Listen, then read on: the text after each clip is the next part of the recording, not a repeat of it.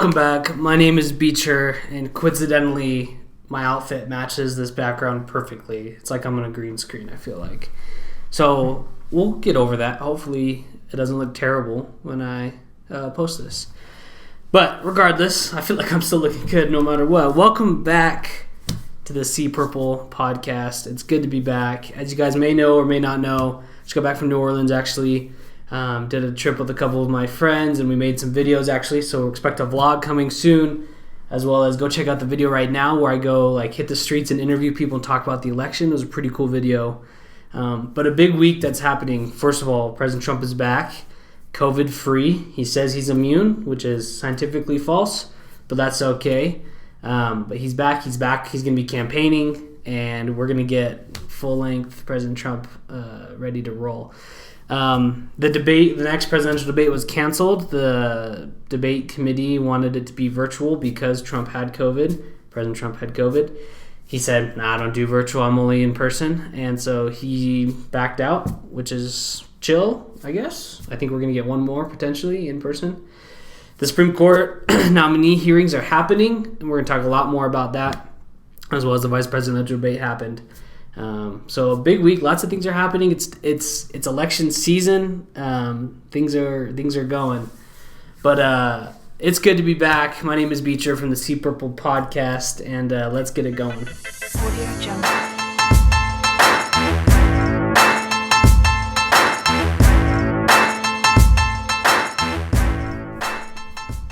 All right, so let's just get into it. President Trump's tweets of the week. I picked 3 like I normally do, and I was just going through his Twitter and then realized that I'd only been on his Twitter for a day. Literally 11 hours, actually. Man, that guy is working those fingers on Twitter. Yeah, and he just tweets so much. It's crazy. I always talk about it, but we've never seen it before. It's his main mode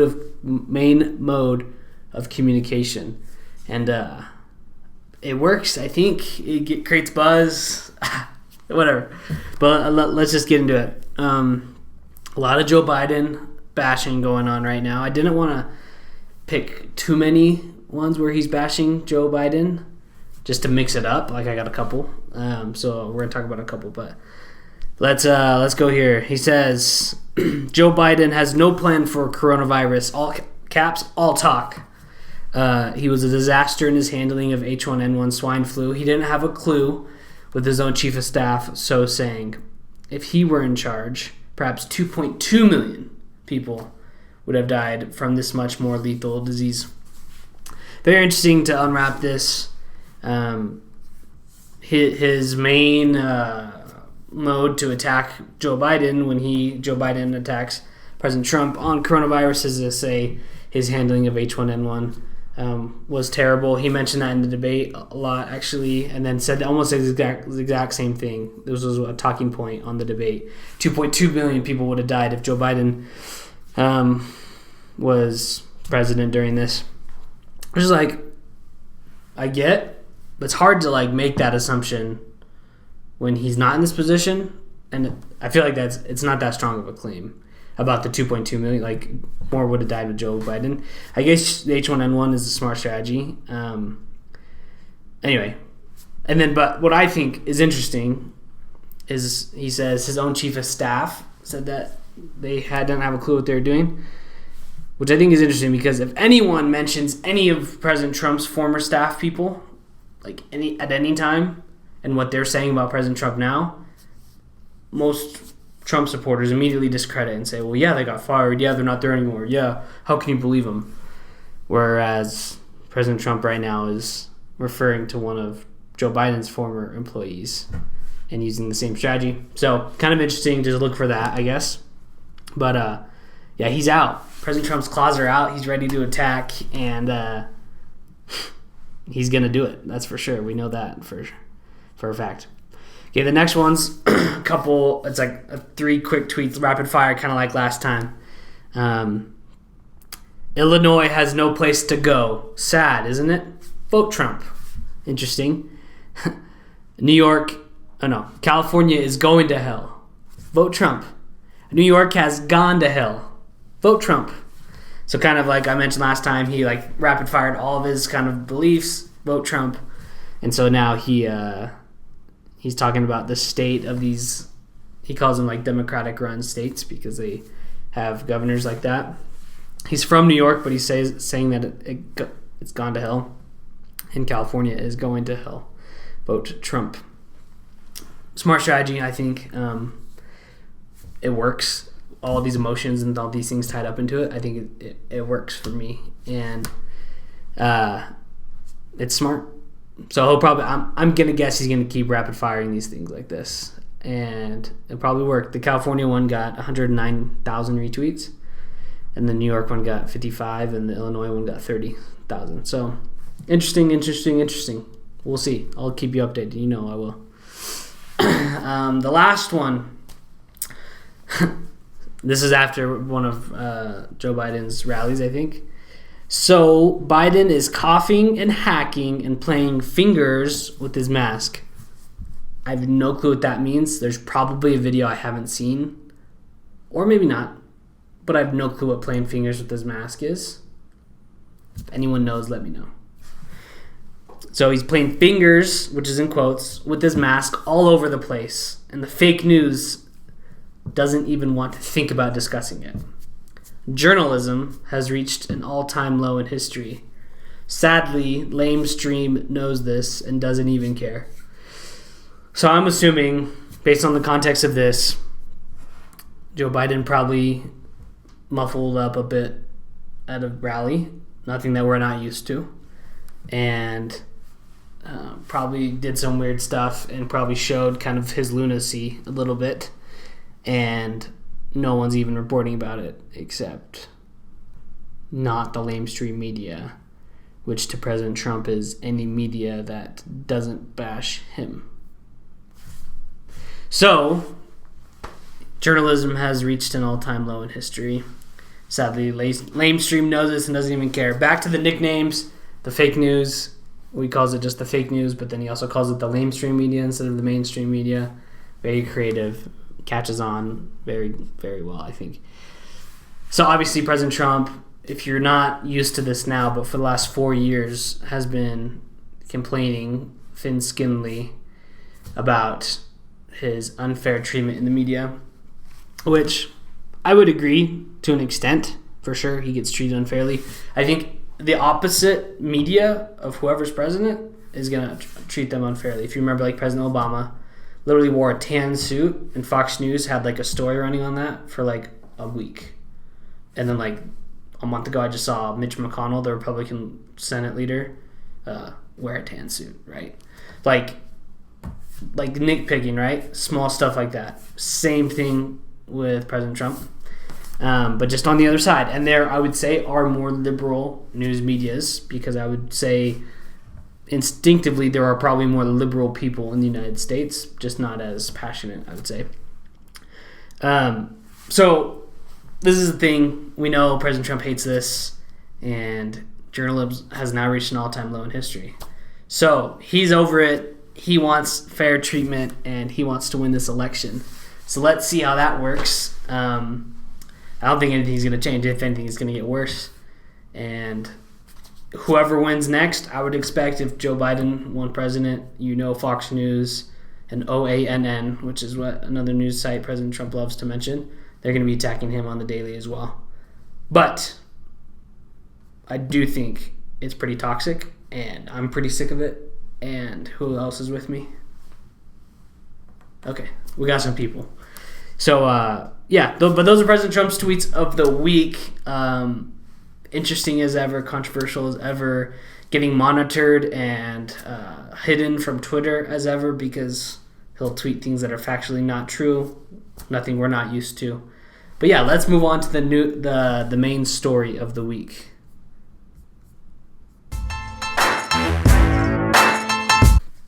Okay, for the main story, I thought it'd be really educational and helpful if I talk about this. So we're going to talk about how someone gets put into the Supreme Court, what that process is going to look like. Because right now, let me make sure I get the name right.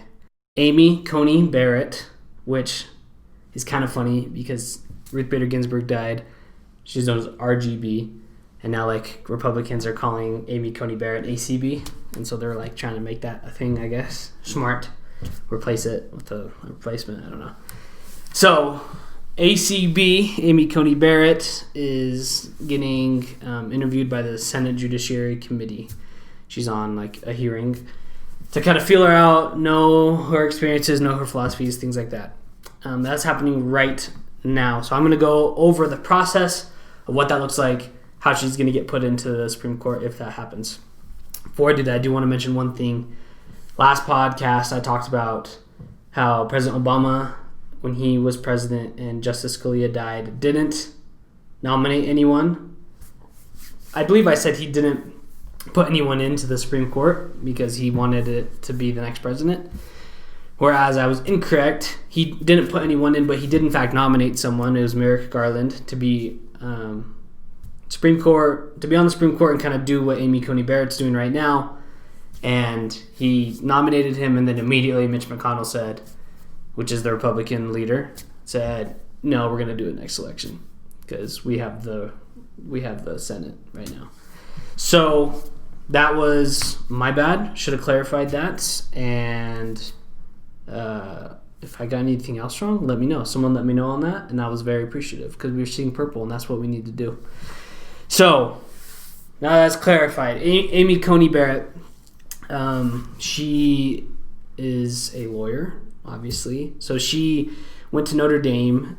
She was raised Catholic, which is important because she'll probably get asked lots of questions about her Catholic faith and how that relates to her morals and her ethics and her philosophies of life and the government. It always happens mostly. So she's Catholic. She went to Notre Dame. She was teaching at Notre Dame, law at Notre Dame, and then she got put into this as a circuit judge on the 7th Circuit by President Trump in 2017. If you're gonna ask me what are the circuits in the 7th Circuit and the 6th Circuit, I have no clue. I will do my due diligence and find that out another time for you and maybe do a video on it because I'm really interested. As I was researching her, I'm like, what are all these circuits? How do they relate to the Supreme Court? And especially with like Joe Biden and Kamala Harris getting questions about packing the courts, I know it has to do with that. And so I'm going to look into that for you guys and hopefully put something out. So Amy Coney Barrett, I'm going to just go through the process of what would happen if this process went all the way through and if she got put into the Supreme Court. So the president, right, he's already nominated her, but normally he's going to consult with his people and say, who's best chance to get well-liked. It's a political game, so you probably have to pick someone that's going to be well-liked on both sides. For example, like Democrats love diversification and representation by everyone. So I'm sure it was probably part of the strategy for President Trump to nominate a woman, even though she's 100% qualified. But it's probably part of the strategy to nominate a woman because you know that every Democrat wants to see more women in the Supreme Court. That's probably just a fact. So I think that was part of the strategy.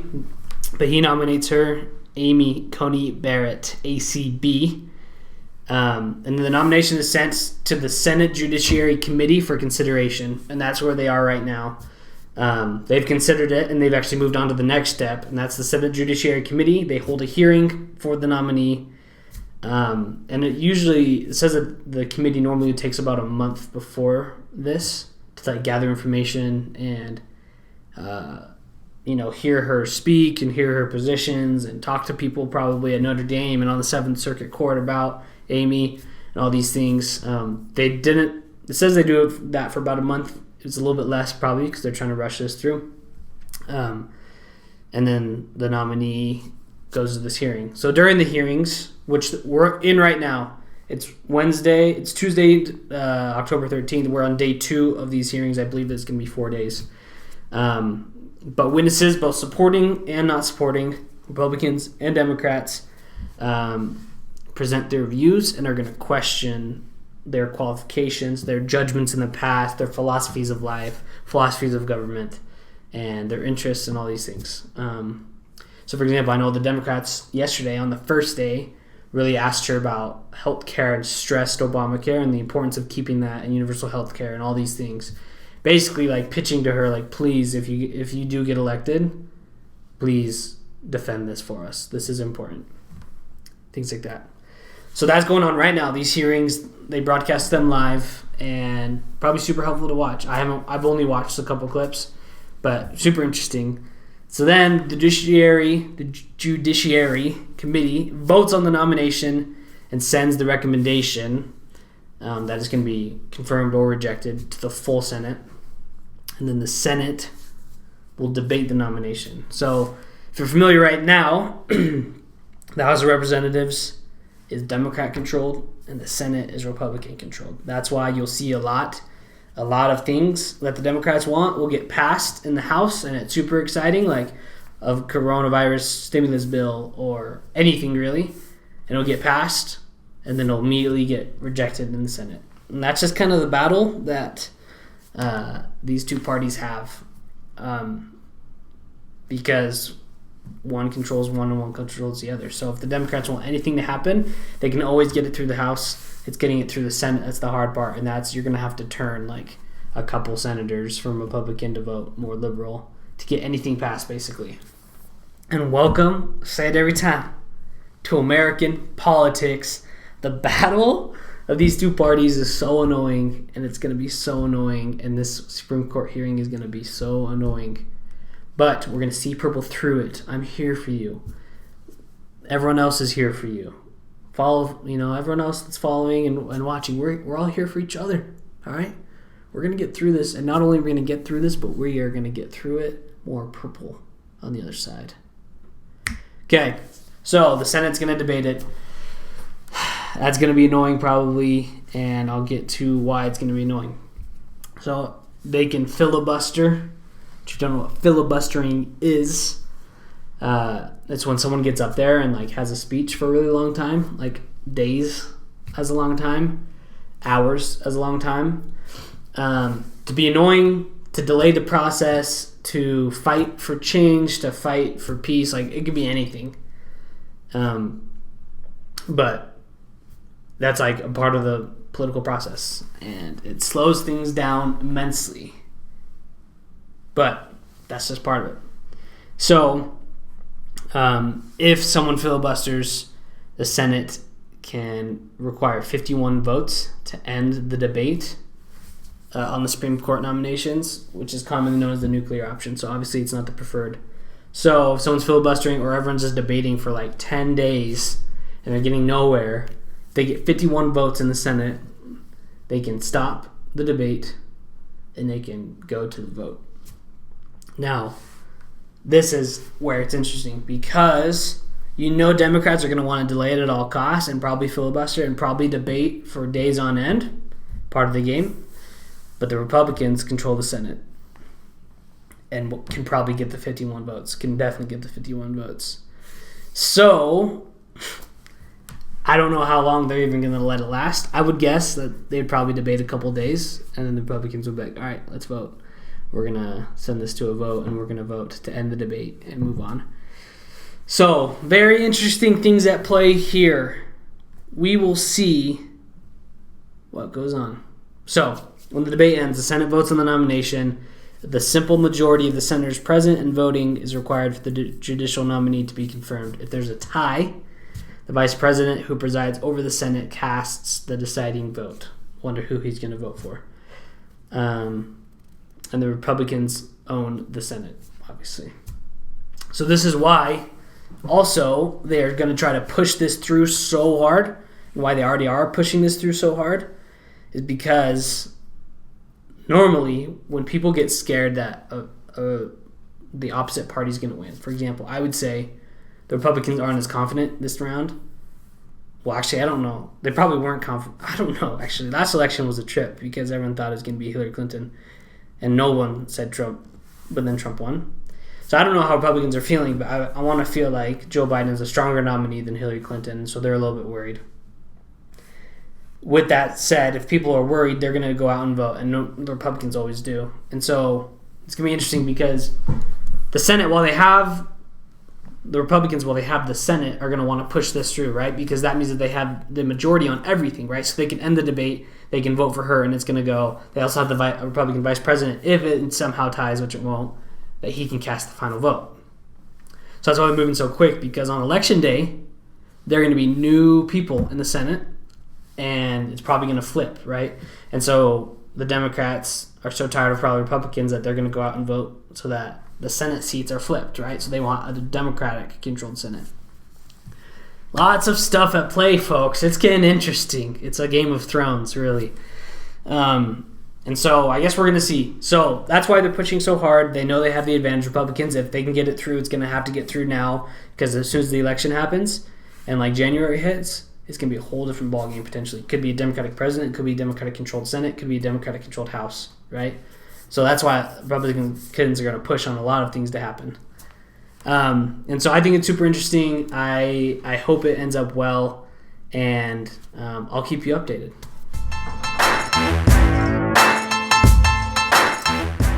Okay, for the purple vibes, and kind of on the Supreme Court theme, thought it'd be interesting. Just my insight from what I know is Supreme Court, as I said last podcast, super important. One of the most critical things in politics. A lot of policies are sustained and become basically laws of the land through the Supreme Court.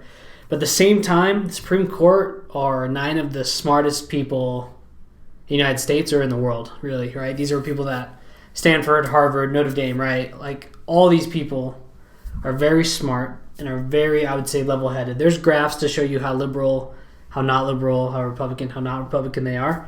All of them, though, are sharp. All of them are smart. All of them want what's best for America. I don't believe the Supreme Court plays the political game very much.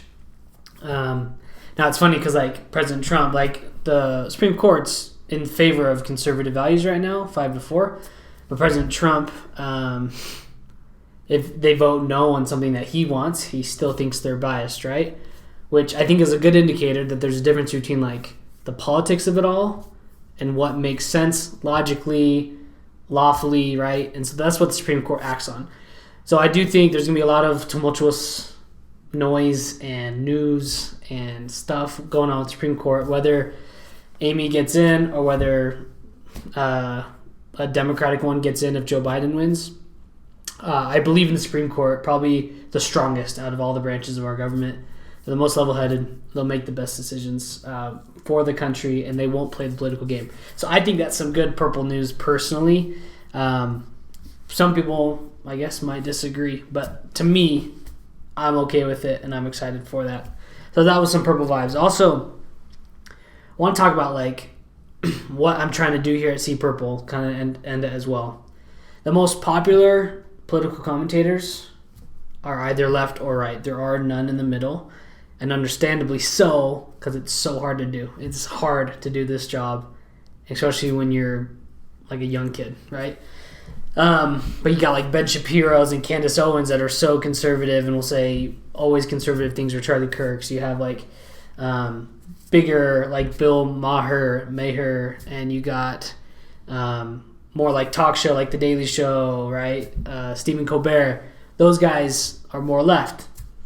And those are the most popular ones. And so there's really no one doing the middle, because it's hard and because it's almost impossible. But I think that's what's so cool, and that's why I like doing this, is because it is almost impossible.